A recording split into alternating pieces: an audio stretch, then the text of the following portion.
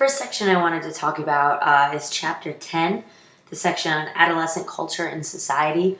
I feel like nowadays we talk a lot about adolescent culture and subculture, and I thought that what was really interesting about this section of the book was the idea that the adolescent's culture is actually much closer to its parents' culture than it is to other students, and how oftentimes those two overlap. I know in my own upbringing, I definitely share a lot of the same values of my mom and dad, especially my mom.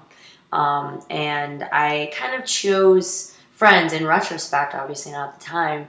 I chose friends that definitely reflected those viewpoints, the viewpoints that my parents definitely held for me, the high expectations. As time went on, that definitely went away. My friends kind of became the popular group, and I remained friends with them throughout elementary school and junior high, and they kind of fell away from academics, but because of my family upbringing and the values that my parents really raised me with, I stuck with that academic focus and upbringing. So definitely in that respect, even though I did follow along with some of the other things the chapter talked about, I did dabble, with alcohol but nothing too bad, kind of like normal teen experimentation. And I always made sure to get good grades because that is what was expected of me. I also really found this section on like cliques and liaisons and crowds intriguing.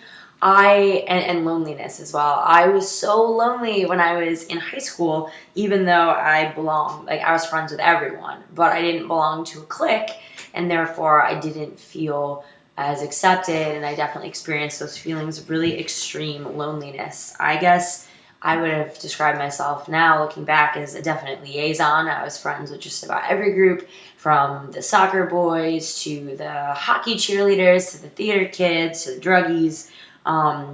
Got along well with everybody, and kind of ended up fitting in everywhere and nowhere. So that was definitely another part. And in terms of bullying, I had touched on this a little bit with my post last week.